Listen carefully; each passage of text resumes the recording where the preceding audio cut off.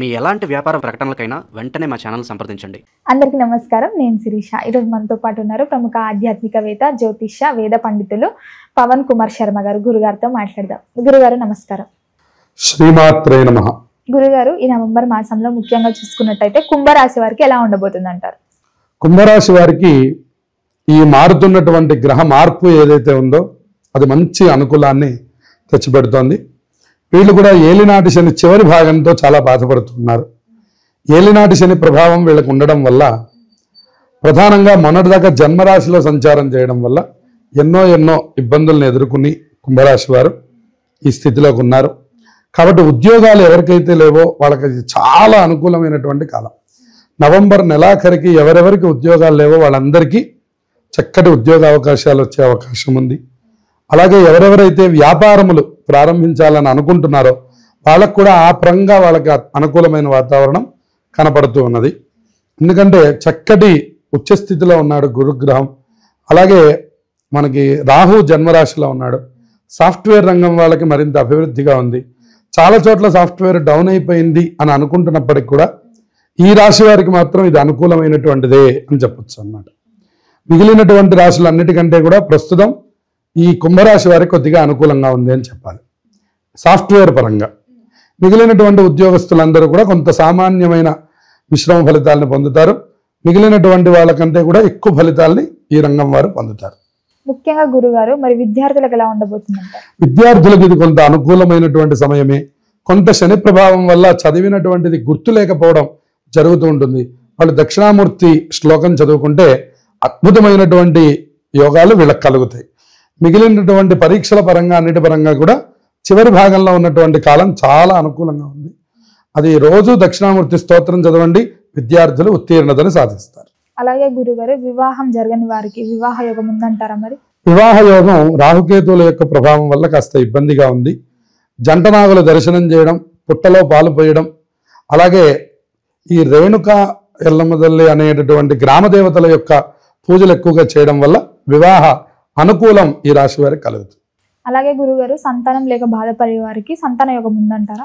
సంతాన విషయంలో కూడా కొన్ని సమస్యలు ఏర్పడుతూ ఉన్నాయి. అందువల్ల కొద్దిగా మంగళవార నియమాలు చేయడం, అలాగే పుట్టలో ఆవు పాలు, చక్కటి ఆవు పాలు తీసుకెళ్ళిపోయడం, లేదా శివాలయంలో నాగాభరణాలు సమర్పించడం. అంటే అది ఎప్పటికీ ఉండిపోయేటటువంటిది కనుక అటువంటి నాగాభరణాలు సమర్పిస్తే తప్పక సంతాన యోగం కలుగుతుంది.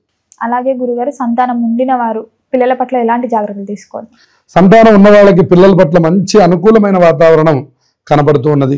బుధుడు కూడా చక్కటి దశమ స్థానంలోకి రావడం అన్ని విధాలా అనుకూలమైనటువంటి కాలం. సంతానం కలిగిన వారికి ఇబ్బంది లేదు.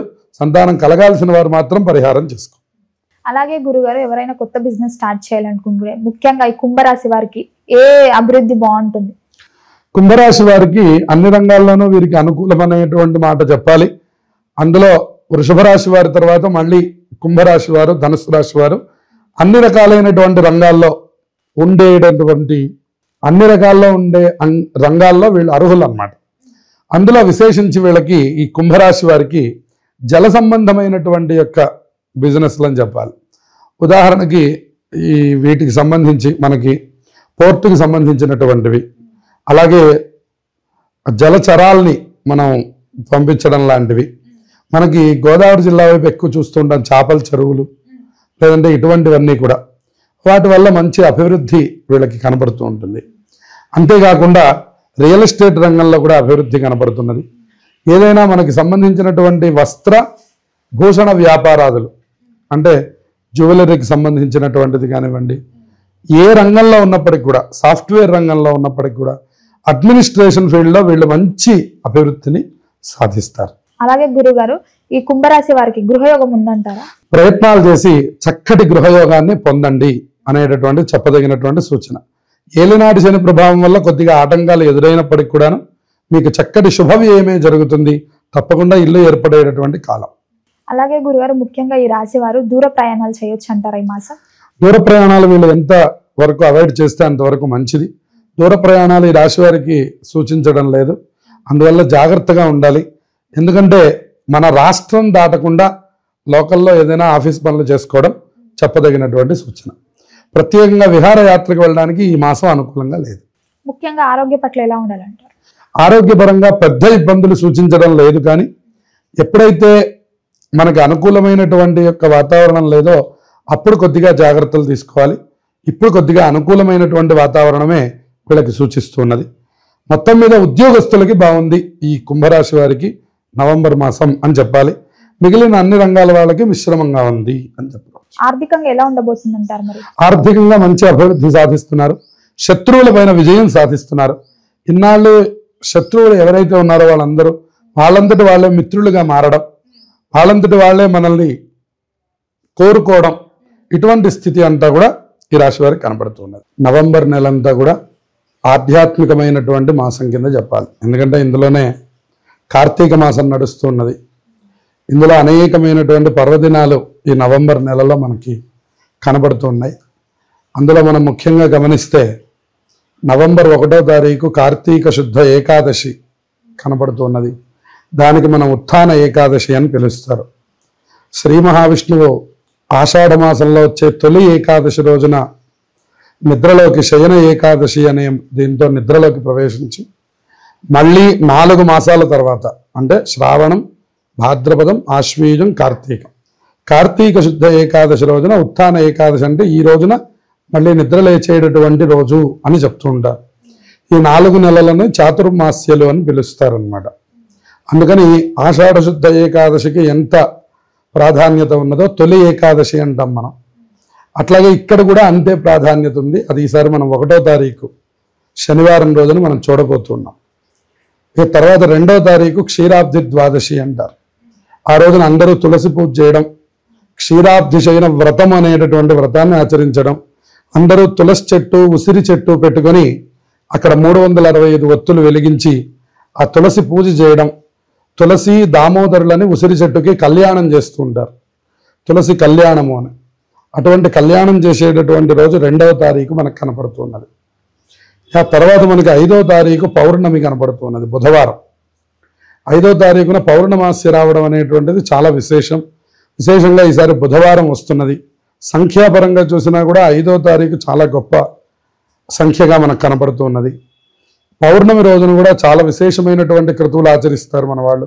తెల్లవారుజామునే స్నానం చేయడం, దేవాలయానికి వెళ్ళడం, దీపాలు వెలిగించుకోవడం, ఆ దీపాలతో పాటు కొన్ని దీపములు దానం చేయడం, దీపదానములు చేస్తూ ఉంటారు.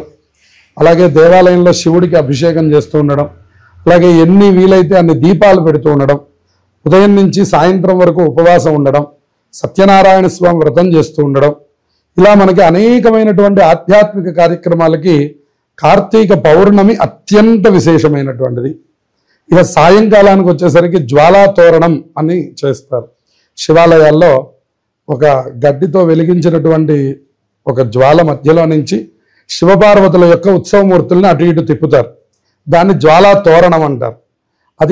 అది దర్శనం చేస్తే ఒక 10 జన్మలలో చేసిన పాపం పోతుంది అని చెప్తారు. అది కూడా ఈసారి మనకి 5వ తారీఖు మనకు కనపడుతున్నది. ఇక తర్వాత మనకి 8వ తారీఖు సంకష్టహర చతుర్థి ఉన్నది. సంకష్టహర చతుర్థి మనకి ప్రతి నెల వస్తూ ఉంటుంది. కానీ కార్తీక మాసంలో, శ్రావణ మాసంలో, మాఘ మాసంలో ఇటువంటి వాటికి ప్రత్యేకతల్ని చెప్పారు. కార్తీక మాసంలో వచ్చేటటువంటి సంకష్టహర చతుర్థి మళ్ళీ 8వ తారీఖు శనివారం రాబోతున్నది. అది కూడా చాలా విశేషమైనటువంటిది. ఎవరెవరైతే ఏలినాటి శనితో బాధపడుతున్నారో వాళ్ళు ఆ రోజున అందరూ ఉపవాసం ఉండి తప్పకుండా గణపతి ఆరాధన చేస్తే వాళ్ళందరికీ శని బాధలు తొలగిపోతాయని చెప్పారు. ఎందుకంటే మనందరికీ తెలిసిన కథ, శని భగవానుడు రోజు వచ్చి ప్రతి దేవతని కూడా ఆయన పీరియడ్ వచ్చినప్పుడు ఆయన తప్పకుండా ఆయన పీడిస్తాడు. అలా శివుడి దగ్గరికి రావడము మనకి తెలుసు. కానీ గణపతి దగ్గరికి వచ్చినప్పుడల్లా ఆయన రేపు రా అంటున్నాడు. ఆయన వచ్చిన ప్రతిసారి రేపు రా అంటున్నాడు. ఆయన ఎన్నిసార్లు చూసినా కూడా రేపు రా అంటున్నాడని చెప్పని ఆయన చివరికి వెళ్ళడం మానేసేట శని భగవాన్. అందుకని శని పీడలు ఉన్నటువంటి వాళ్ళకి గణపతి ఆరాధన చాలా విశేషమైనటువంటిది. గురుగారు, ముఖ్యంగా ఈ రాశి వారు ఇంకా అనుకూలంగా ఉండాలంటే ఏ దైవాన్ని పూజించమంటారు, ఎలాంటి ఫలితాలు చేయమంటారు? అలాగే ప్రతిరోజు కూడా శని స్తోత్రాన్ని చదువుకుంటూ ఉండండి. అలాగే దుర్గాదేవి ఆలయాన్ని తరచుగా దర్శనం చేస్తూ ఉండండి. సమస్త శుభాలు కలుగుతాయి. గురుగారు, మొత్తం మీద ఈ మాసం అంతా ఎలాంటి పరిహారాలు చేయాలి, ఏ దైవాన్ని పూజించాలో తెలియజేసినందుకు ధన్యవాదాలు. శుభమస్తు.